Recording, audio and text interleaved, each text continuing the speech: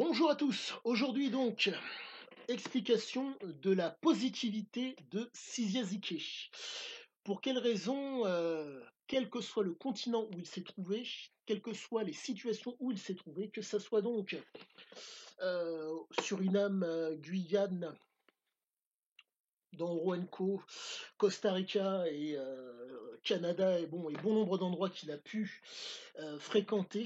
Pour quelle raison il était constamment positif. Sachez que la stimulation, donc nous allons parler du fameux circuit de la récompense. Dans le cas de Zike, ça se passait au niveau de l'ATV. Bref, dans le fameux circuit de la récompense, vous avez le préfrontal, vous avez donc le noyau accumbens, le septum, l'amygdale, l'hippocampe, le thalamus et l'aire tegmentale ventrale. Et donc, je vous mettrai donc, vous irez regarder même dans ma playlist, voire même dans la description ce qu'il en est. Je vous donne des éléments de qualité pour pouvoir réellement faire la différence et comprendre au mieux notre cher ami Sizia Zike.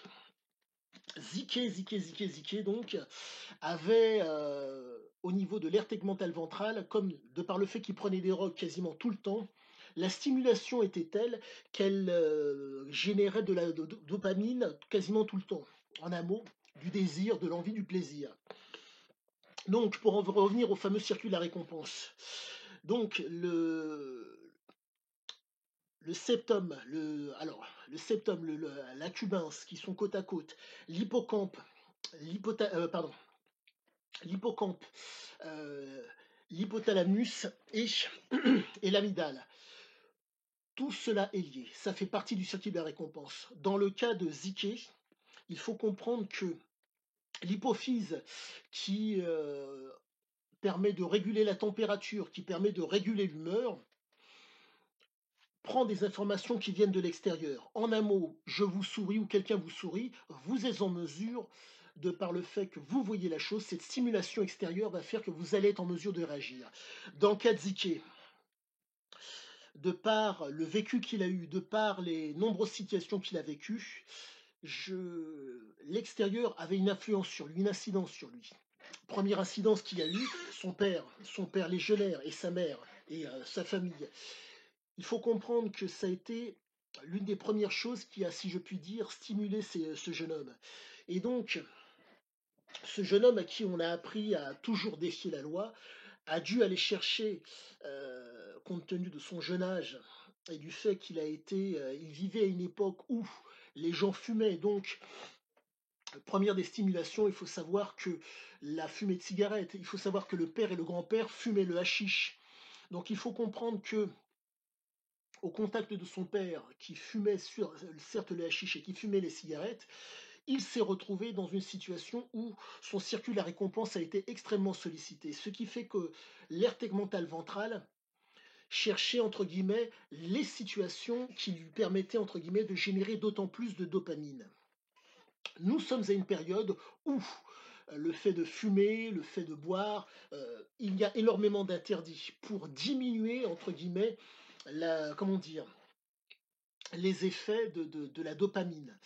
Il faut comprendre que quand vous utilisez des substances, quand vous utilisez des substances telles que le cannabis, dans le cas d'euro, cannabis, héroïne, champignons hallucinogènes, alcool et les relations sexuelles et la sexualité, il y avait entre guillemets génération dopaminergique qui était d'autant plus conséquente.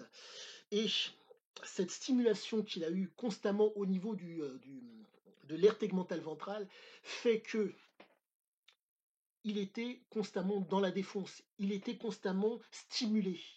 Ce qui fait que par rapport à nombre de personnes qui ne sont pas dans des états seconds à cause des substances, lui, c'était constamment son cas.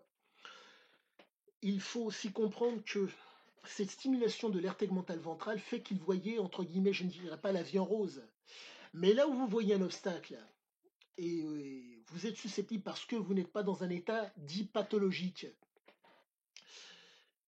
vous êtes en mesure de vous arrêter parce que votre état physiologique, si je puis dire commun, qui fait que entre l'adrénaline et la sérotonine, qui sont entre guillemets des modulateurs qui permettent de ne pas être impulsif et donc de vous contrôler. Lui, il ne les avait plus, de par le fait qu'il était constamment dans la défense. Ce qui fait que manger, voire même manger n'avait pas d'utilité. Pour reprendre un propos que vous avez dans le texte, plus à manger, rien à faire, plus à fumer, c'est pas possible. L'aire tegmentale ventrale a été tellement chintée à cause des substances qu'il pouvait se passer de nourriture qu'entre fumer et manger, il préférait manger. Il préférait fumer. Ce qui fait que, de par son vécu, de par son enfance, de par le conditionnement mental de son père, qui lui avait dit cette phrase: on ne devient un homme que quand on encule la loi. Et quand l'opportunité s'est proposée de, je ne dirais pas de bafouer la loi, mais entre guillemets, d'asseoir une autorité sur la loi, il y est allé. Il l'a fait. Donc l'imprégnation mentale du père, le contexte du père, le fait que ses origines balkanes, des Balkans, qui font que être viril, être capable, pas de déviance, pas de faiblesse apparente, font que vous vous retrouvez avec un type qui se devait d'être offensif. Mais quand un adulte vous dit ça, passe encore. Mais là, vous êtes face à un enfant. Dans son enfance, entre guillemets, il y a une imprégnation et pas une capacité à faire. Ce qui fait que lorsque l'opportunité de pouvoir se mouvoir et donc entre guillemets, de mettre en pratique l'éducation qu'on lui a donnée, l'imprégnation mentale que lui ont fait son père et sa mère, qu'est-ce qui s'est fait? Ça, entre guillemets, l'occasion a fait le larron. Et comme son père, entre guillemets, a cherché à asseoir une autorité sur lui, et lui a expliqué que on ne devient un homme que quand on encule un flic. En un mot, quand on brave la loi. Quand il est en mesure de braver la loi, de ne plus recevoir d'ordre, qu'a-t-il fait? Il s'est barré. Et le plaisir, comme vous le savez, pour peu que vous lisiez l'ouvrage, vous voyez que le plaisir est le mot d'ordre de Ziké. Le plaisir par l'action dans l'interdit. La recherche de plaisir dans l'action par l'interdit. Le cadre où il n'y a pas la loi, c'est le cadre où il va pouvoir mettre ce qu'il veut. Il va pouvoir abuser autant qu'il veut. Il faut comprendre que c'est très particulier. Nous sommes face à un homme qui est aussi entre l'abus et la dépendance. Comme vous avez pu le lire, vous voyez son amour, si je puis dire, du jeu. Le côté pathologique qu'il a développé fait que le jeu n'est pas, entre guillemets, quelque chose qui se pratique, mais qui ne se consomme pas. Et donc, le côté pathologique dû aux drogues, il y a eu une espèce de, si je puis dire, de transfert, entre guillemets, qui a pu se faire de façon plus aisée. Car il faut comprendre qu'à un moment donné, lorsque la nourriture n'a plus cet effet dopaminergique, puisque entre fumer et manger, c'est fumer qui préfère. Vous vous retrouvez avec un type qui est porté par l'adrénaline. Et son adrénaline, il la dépense entre autres dans le jeu, où elle est d'autant plus stimulée par le jeu, quand il sait qu'il y a moyen de jouer. Ce qui fait que quand vous êtes face à un type qui a été imprégné par un père qui, entre guillemets, l'a rendu offensif, quelle que soit l'adversité, quelle que soit la condition dans laquelle il est, à son avantage ou pas, vous retrouvez face à un homme qui va braver les interdits. Et comment brave-t-on les interdits, si je puis dire au mieux? En étant dans un état second. Et l'aire tegmentale ventrale, qui est libératrice de dopamine, est d'autant plus, si je puis dire, stimulée quand on prend des substances, d'autant plus de libération de dopamine, qui fait que là, vous vous retrouvez face à un type qui était toujours dans le positif. Mais la grande force de Ziki, l'une des raisons pour lesquelles ses aventures, si je puis dire, lui permettaient de voir le positif, c'était entre autres aussi la formation militaire de son père. Son père était un guerrier. Un guerrier doit avoir une assise, l'assise du guerrier. Ça doit être de pouvoir cheminer face à une adversité en sécurisant au maximum son avancée. C'est pour cette raison qu'il était constamment dans le positivisme. Là où il n'y a pas la loi, il peut y avoir sa loi.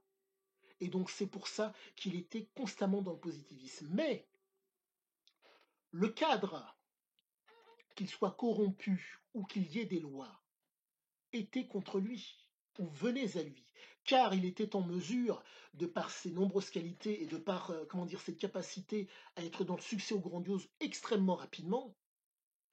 Les corrompus voulaient donc obtenir ce qu'il avait obtenu, et la loi, compte tenu du fait qu'il était amoral, venait à lui, car les troubles, entre guillemets, avec le voisinage étaient conséquents. Donc, voilà la raison de la positivité de Ziki, la cam. Mais, il faut comprendre que l'aire tegmentale ventrale, qui libérait donc au niveau de son préfrontal énormément de dopamine, c'était entre guillemets propre à Ziki, propre aussi à la période. Nous étions dans une période où les produits qu'il consommait n'étaient pas transformés.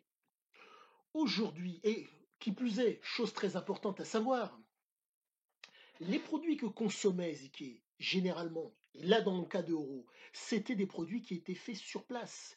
Vous avez une molécule active euh, de qualité. Vous n'avez pas des molécules de produits transformés. Et c'est pour ça qu'il était, si je puis dire, aussi puissant, aussi réactif. Pour que vous puissiez d'autant mieux visualiser mon propos. Quand vous pratiquez une activité, une nouvelle activité, vous avez une marge de progression qui est d'autant plus grande parce que vous ne connaissez rien à l'activité. En un mot, vous partez de zéro et vous montez, vous avez une marge de progression. Quand vous allez dans un pays, dans son cas le Costa Rica, avec des produits que vous n'avez jamais consommés, mais des produits costaricains, l'état stimulant, la stimulation que vous obtenez grâce aux produits que vous allez consommer sur place sera d'autant plus conséquente. D'où le fait que l'effet positif était d'autant plus grand. Et voilà quoi. Le positivisme de Ziki.